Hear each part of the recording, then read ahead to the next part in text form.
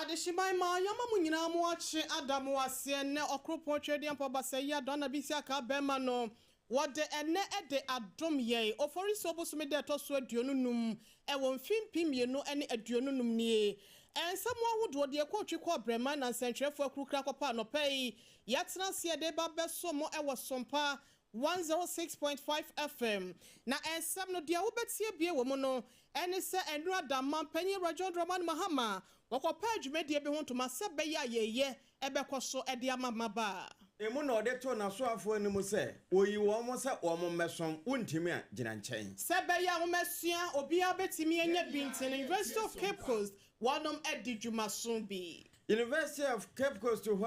asam so na mekan na mempene dia todwa se de wo mo akosua no wo mo mfanya adwuma se de be na o mai betumpon ye bekom wapoye montem na achim asia kwa adehye ne maburu ya wowo wonum kokwa pai e wo galamse ne ho enya asam ketwa kire ahene nso de apai saada no wo se VRF netco yempam wo mo esanse wo mo nim wadwuma awusia bekwa ama ne na yewra Trump na eka se wo kire se eniema ekoso e wo Russia ene amai bintam no enya ade na ne je ho ena agya kronkron popu nipadom a wo ma bodom pem se yekope na emu ahwede esen kure ye de ho nsem oba kasie ni didi na nakwadwoja si kasie bo anopa no si abrem de no ena ye de esom wo no kai se aboa ne takra ene ma ne ho ye fe eno ti Sompa 106.5 FM ye kan semi e wo Accra ha se no no etwa ne ho ede afa adamfo pa radio Paris France abrochimemo brekwa na Sompa 93.1 FM eso ejidi ama adehye ye wo Asante Matemo ayiko 100.9 so e wo Asante Matemo Sompa 90.7 wanum so ejide ma adehye ye mo nkranza Sompa 98.9 so ewo sunyane Sompa 101.3 ewo doma Sompa 101 anam ye kwata kwansa Sompa 101.1 eno so ewo takwa ena Sompa 103.3 ewo takra de tachi manfo eti enka ewo Sompa 106.1 FM na ya kwadi koda no so eye Sompa FM sanso na Facebook no Sompa 106.5 FM Accra ana Sompa FM live no ubenya ye ewo YouTube na wahwe ye website na so eye www.sompaonline.com esem ni nyina da kwa ho a ubenya bi akenkan ye faseda emanana kwadwoja si company limited ekobeja si sempre mo be madansie hu ne mapapa efi na hyase ekosie wieye no ne nchen e na wo kwaji bi e de afre akenkanfo eye be no Midi do Oheneyere mame ekua yeboa esia mabronya abrewati anopemene triple A mine ejapia Apam Dadaa ohimakunu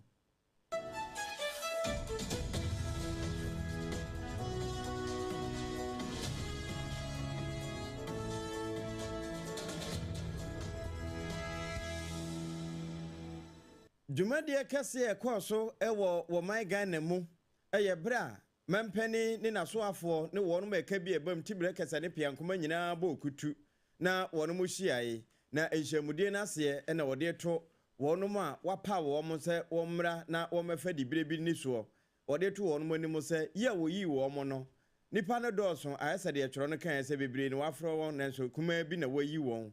nipa no dɔɔso pa nanso kuma bi na wayi wo mo wonu ma wayi wo mo no nyina no botae ne ya ade krope se wo mo maye adwuma emfa nso ma wo ma emfa ne tampa afira na mom wo a wayi waba na wontimi no emfa ansa mesoso so ho wo a wa ho ansa ya de pe ba bi gina kora na mampani kasa sabre no eye nkran pompunu mantam de na yensa ntwerofo nso atwa ne ho ahia ma mefu aduka wo fa bi na wotoma ne ye. We're here because Ghanaians chose hope. They voted for leadership that is bold, humble, honest, and unafraid to take the tough decisions that will transform our country. I stand before you not to make promises, but to issue a challenge. And that challenge begins with each of us in this room. We cannot solve the problems of today with the methods of yesterday. We must lead differently, we must think differently, and we must act differently. The business as usual approach will not work. Indeed, it is dead, and we must bury it once and for all. This retreat, with its theme, reimagining leadership in a reset Ghana, is more than symbolic. It is actually a call to action. We're not here simply to orient ministers. We're here to shape a collective mindset, a shared vision for leadership that is people-centered, that is innovative, transparent, and that is transformational. Ghana needs more than just competent administrators. We need bold reformers, ministers who will lead with courage, who will say what needs to be said, do what needs to be done, and who will stand by the truth even when it is inconvenient to say so. And that is what leadership demands at this moment. Sremu Seja Taman Penny John Dramani Mahama and Ate say Wakasa ewa executive leadership program na se we nene dwumadie na enera na wo mu bia no. Na mampanyi sakasa wode tu dwa sesia no ada ena wode ekotu dwa wo free se dwumadie no asia no ena wode na ni kire mu mamprobi. Na wo ena wo hwe ne campaign bre 2024 ni mu a wode tu dwa simpie ni apabia wo gina so nya akasamu nya kwanya no ya watcha se ema ya wonom edu won panyin fie so mabunu ma ya no eto da bi na won bra yom no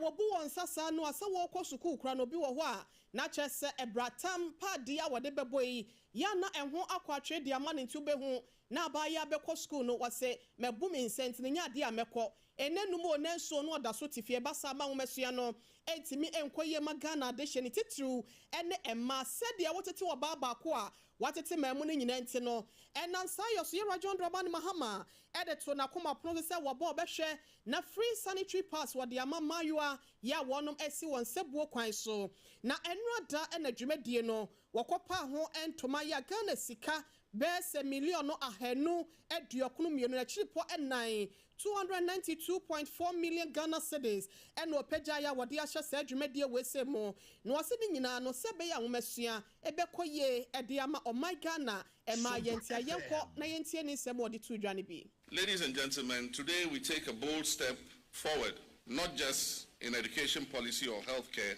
but in hope for the girl child. Today is a message to every girl in Ghana that you matter, that your dreams matter, and your future is worth every investment that we can make in it. I stand before you to officially launch the National Sanitary Pad Distribution Program, a promise we made and are proud to have fulfilled. This initiative is more than just the distribution of sanitary pads. It is a clear declaration that no girl in Ghana should miss school because of her menstrual period. Far too many of our daughters, our nieces and sisters have missed out on education, not because they lack the academic intelligence and the flair or the will or the ambition, but simply because they lack access to proper sanitary products. Research has shown that girls can miss school when they are on their period. The no one and kawobeka ede asoso sanse obu onsa no a eya obi wa krampa ahonidie ho nsem no enkoye ebi wan so krampa be ho se tenetene fa na ho na ye seresere no eba se bu kwada ma yona bem ama wotimi eja isuku atidie we eye mampanyi John Dramani Mahama na dwumedie no wasenya ahonidie nko a ena enye se bi so krampo no a won ho nete wonom na bia wapese waje wasamba e wagana fo ne wiase nyinanim na emom se wo hwe dwumadi a ekoso enrada no a na ene sustainable development goals 4 and 5 wono etoke sepa e kire se ne nyina no sebe ya wobemu abaye bi a wasi ne panyi fie so ehu se wonya konam ebie mu nso no Ghana maima na se wiase remfiri no na wo ho hia e de ma onyankopon ene o mamu ne nyina. Menstruation should never be a reason for exclusion or shame. It should not be a barrier to education or self-achievement. And that is why this program exists, to remove one of the silent yet powerful obstacles standing in the way of our girl-child dreams. We're acting today to restore hope to the girls who thought they had to sit out for several days every month, hope to parents who worried about how to provide these essential products to their daughters, and hope to a nation that wants every child to rise regardless of their background or their gender. This program is a multi-ministerial collaboration involving 3 ministries: the Ministry of Education, the Ministry of Gender, Children and Social Protection, and the Ministry of Finance and Economic Planning. It also aligns with our national goals and global commitments, particularly the SDG 4, which says quality education, and SDG 5, which talks about gender equality. But beyond that, it is rooted in something more profound. It is rooted in our values as Ghanaians. Mampenyi, Yera John Dramani Mahama, and Otresa Baywebi Awihientino, Wapa free sanitary pass a one toma, Sebeya, Betche, Ediama one, Sebe Bibianso, Ebekoye, Womesiania, Unidia, one sem, Ewa one Brayum. Yeah, live for Sompa FM live, and no YouTube, and Sompa 106.5 FM Accra, Facebook, who for Argentina, Kokoto, na Yabekin Candy amount. Na Medu Remo Christian Cancer University,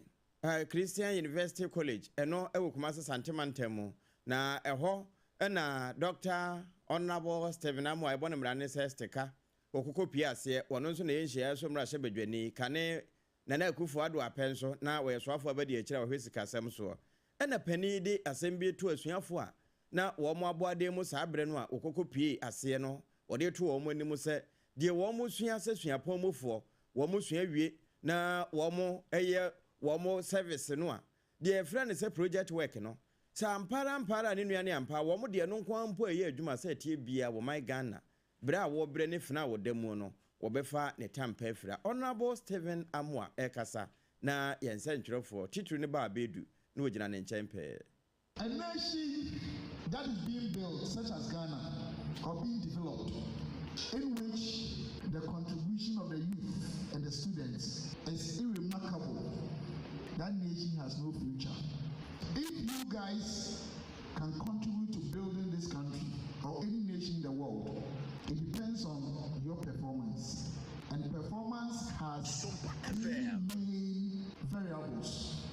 One, ability. The next thing is opportunity. You can be the best driver in the world. You can be the best teacher, the best nurse, the best photographer, the best media practitioner. But if the opportunity of not getting the Eno Honorable Stephen Amwa ya wo yenhye so mra se bedwani na ewie ye no na Kumase Metropolitan Assembly pani awotua no yewura Richard Ofori Agimambodi ye bone mra ne se Kenzuba wono so kopia ase bi na wode ne de to so sei akenie ehunhum incident ni Ghana ha enti asa wona mawa na ababa beto enti yensiesie enipa ho enti egofo bebrebe ya akenie a na wono go oni aniso ade hunu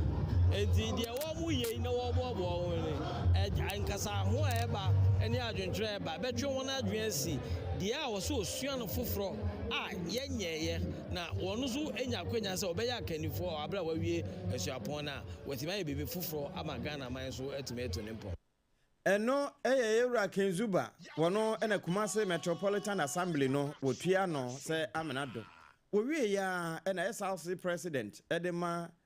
Christian University College yewo Kumase Santimantemu wono nso ekasa bi no wo chese wo mo akwa ankura suapon no wo kan kire won se wonyire wo ho na de wo mo asua wo mo mfanya adwuma na enommoa ema wo mo nanso woni ba bedu enedi nkomo Richard Owusu.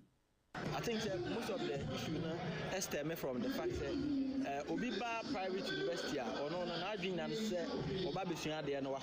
adusua na ye wona adwin but say anhwe ne ankyere wo mo say ombetimi aye more than just learn ebetimi aboa ma wo nso de nyankopon de adu om na pie na wo nso de aboa ye man no e mo say de enti amanfo do na anfo mo ho nhyem e private universities mo no so wo mo susu say empanifo bi wo soro ho wo na agetumi na aboso wo ya panyini a bia wadi mfie adusia aduoso but omie kwan nim e man kora ne ma if you are able to tap into, we will be able to help the country. SRC president edema Christian University College eno Santimantemu. Ewusia na yedasoa ejinemu ewo enwomasuamu na University of Cape Coast wonom so de dwumade bi nyina no eye akwankwaja na wodija wonom a wobesua ade ewo eye distance education no emu na ewo na Professor Johnson Yakobo Ampon Vice Chancellor ede masua pon wode nsabtu dwase eye ade a obi wo ho na yedna kwa akohyema wo ne duafie se waye boni o se wanya boni edru sa brana na ne womasua nyina no etuo etwa akọ awieye na no ena suapon no adwendwene ho se da bi enya ade asa ne ma no etimi boaga na nwomesua enam sayo so ama wone ekuo bi nso eto kese ya wonom etimi abo na duafo ya wonom nwomesua no opese woto so kodru university ama wonom so awramu ewon sawam ene prisons wo mani padodo a won so wo saa timupo no waka won ho ama watimi abo mu ewo saa kwan no so yentie professor Nyako Boampon ensemo a wodi tudwa efa saa asem ho. Distinguished guests, a landmark initiative I'm proud to highlight is a prison education program which began as a visionary partnership with the Plan Voter Foundation to provide tertiary education to inmates at Nsawam Medium Security Prison. Despite any funding constraints, the University of Cape Coast boldly absorbed the full cost of the program, providing tutors, learning materials, and academic support. On the 27th March 2025, 63 inmates graduated through this initiative, an achievement that has drawn international. Ebusiani pa yatin enken wano any vice chancellor edema UCC school no Professor Johnson any dina no the same no what was so e de adesrade ekoma aban no ankrenkro mo Nyankopon to wonsem ene ekoko ahodo ye to da bia wonom ya doye se wontimi emeboa suapon no se be ya won so wani so ade hunu ya wode ase wani se prison for obetimi aboa wonom no bibia timi akoye na enyafa pempapa nso e won nwomasuam. I therefore use this occasion to appeal to government agencies, development partners, NGOs, corporate bodies, and philanthropic individuals to support our mission. Together, we can create a future where quality education is accessible to every Ghanaian, regardless of geography or circumstance. Sompa FM. Abusia Professor Johnson Nyako Boampon would wani chiremu wo University of Cape Coast and Sawam Dwumedie ya okodi ye Emma prison for no eno ho nkomo na yeti ye na ne nyina wonu madi nkan aboamane se University College Distance Education no ena na wonom ya kwankwa jansom ede ama wona obeje ntetie we ni dia toso aduonum enso 57 congregation no na dia wotimi ebo ne homode pa se overall best students no na Yewura Martin Kujo wono so ekasa kakra ede kire ni nuanom a wonom so epe nwomesua fapem ewa abrabom. Our smiling faces today may send signal to some people that the journey was cozy. But my fellow graduates will agree with me that these 4 years in UCC were filled with the roller coaster of emotions. There were moments when we enjoyed being in UCC and moments when we asked ourselves, who advised us? We find ourselves seated in here today as graduates of the most prestigious university in our part of the world.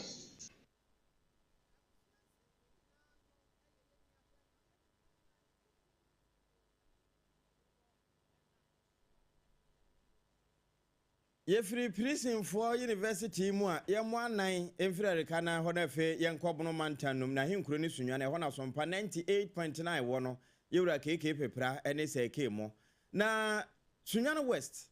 kuropon baako yefra ho kyera na eno na kyera ahene berima mintaferi ya wotoso mienu akasa na ne nkasa ye no wode na no hwe viare ennet kofo so se wo mo nim wo mo adwuma empanimfo ahweso no yenka wo mo tikɔ no wo mo pɛ baabi mfa koraa esanse sesei dunso ekum wo mo na wiawie a mampani nya hɔ na wo yɛ adwuma nanso wo bɛte yɛma dunso no wo mo gye so ya mahama abra wo mo ɛna wo se wo mo yɛ adwuma ni nyinaa ama enema koyie na wo kasa no ne yɛnsa ntwerɛfo wo Sompa sunya no wo hɔ na de ba kumili monye very careful electricity for VR for benima adwuma ho mpa minim sɛ adwuma ne benima na sɛ nsuo mu na ya ne ba dun kanea adintia Never ever scania and so ya, Nas and Dunuba Sonana. Slandy a Ubia and tomorrow. 1 year's way, Nipabina. Best start Yankasa NDC for doom for. Nana, you should wake up. Most sorry, no Mokasa. Pay for Mucha from head to toe, from regional manager, Muchama Identity Basa. Meklam Yakila, bedroom Kanya bed and identity bedroom Kanya. Me engineer. Me MP, me MC, eno eye berima mintefere otoso mienu wona ye kira ahene Sunyane West na Honorable Millicent Amankwa eboa wono ene ye Sunyane West mra hye bedwani na wokoho sabre no na wo de presiding member na MC ene ekwa akokire nana eho ma menso kasa bi no wokasa efanu bone ho Ponto eni juma aba emekuno no wahi abebe yese juma tinanam eya desredie na ye desrem se kro ne ye modia bebi abeton saadie we nyina no ewo yankasa ye mpesua so ye nia police fo no ekasa cause police ni bia ni wa obetimi aka chem se onnim bebi abetonton saane ma no ewo nanso ma ye busuafo aye ye ni omo nkasa sika obenya to botom nti ontimi fo obi ba enkoto saade anim Wabapa Millicent Amankwa eboa na ye mrahye bedwani ema adehye wo Sunyane West abato mpesua so ya na henkuru no ene wodomase ewie na lawyer Asante Boaten wone ne MC foforo kura wo mayi no wono nso da assembly nase na nanom ene wo mo ebom pipe ta akire ene wo chese de ede nani so eyempuntu Sunyane West yen kan kro no akofom kakra emode mo no nigina wonim ehye Anamotropia SME2 mene MP ene presiding member ene assembly members no say they ede impuntu papa beba Sunyane West no pese meshe bobi a meet me so nemo maami a wasaye member kombia so no na hu say eba say me ba kwa no ena Sunyane West afferent on post people me da chamas me da Sunyane West ase na ya wodade isi assembly hono na implement assess nti na no me gina wani me ya me da aseda eni kabia me de brema MC foforo wo mayi no Sunyane West Honorable Lawyer Asante Boaten ene ne yeti Sompa FM.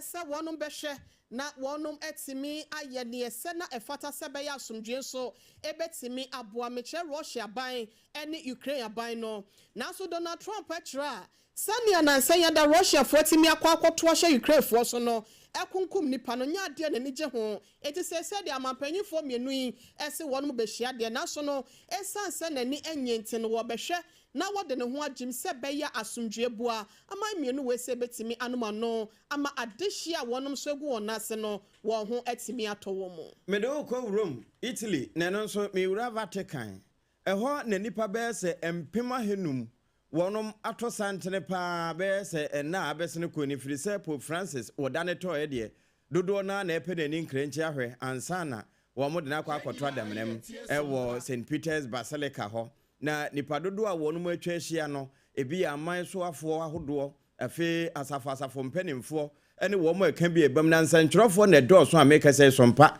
ye wo hodi daada foni de se wo mu twa etoma ne yɛni na wo mu hwɛ ni mu se enche bia ye de akora ebekɔ akoto na gyanom wo mu aboboa no na wo hwɛ adaka wo dem na wo mu abie so esanse wo mu de ne ya nkata so te se de bia ebebi ni panani nanim ayehu no nanim no eda hɔ a wo hwɛ nyame ai no edi adanse se wo kɔ na fe wakwa akoda ne bofo enchen na mu nsem ne mfoni ahodo nyina no ya adwane wo Sompa 106.5 FM Accra na wonso kohwebi na fo adwenkyere eto ho na o mo no nsem ana ya akonsem wo de no nso ato aso Kwantinti bia kwawie wa boboa no anopai ensem a yede besom no yede esi ne moni ani mu nsem no na ebi eni se mampanyi eni ebratam free sanitary pass no okopa ho entoma nsem ahodo de tu dwa no yede bi bedan mo amansoafo no nyina nso abokutu ewa adan enenna adwumadie na mampani se fra wo fra wo mo se wo mo meye adwuma no wuni a wuntimi gya adwuma no hokɔ Womesuamu nsem so University of Cape Coast atre won kwabemu ama ensawom na duafo wode bi atoa wo mo ho yesi ni mu antimu atete wontuma kyerɛ ahene berima menteferi ye otoso mienu de atoja se netco ni viare adwumayefo no de anim adwuma bia mampani mpam no Esamina pika ye nom ho na nana kojoja si company limited ko ba jase sempremu bema adanse ho niema papa no wode eso yasne 21st clinic nso sciatica expert wonom edom eboa yen ama bibia ekoye edemaye wokase boy mu 0540 311 na sanso so na Leicester Company Limited one of so at the Yas toothbrush and in the pest no eso yasne ko pebi na anope wonum intimate wan na wanimu edmonyam no so no enkosoro e wo home kwan so na Haxa mixture so and in the capsules all satan for no so anope wonum enya ye mu Electroland Ghana Limited and so at the electronics papa at the eboa ye techimai for one baso no na edin hwe ni mu nkra hase no madenta ene miamia hodo wato ne ho ahyeta anope asonfo benu na yebeso mo ansa na yefaseda ema Sompa 101.1 FM takwafo owo ahine champon ebutu wasanso na Sompa 103.3 FM Sompa 1 Sompa 106.1 so ewotachimai na Sompa 90.7 nkranza Sompa 101.3 ewo doma na Sompa 98.9 so ewo sunyane ewo de wani kiremu ewo Accra hasenu mu a eye Sompa 106.5 FM adafo pa Radio Paris ye na wonu masene yiko 100.9 so ewo Kumase medi do Oheneyere mame akua yeboa esiama bronya browati anopemene eja pia Apam Dadaa triple A mine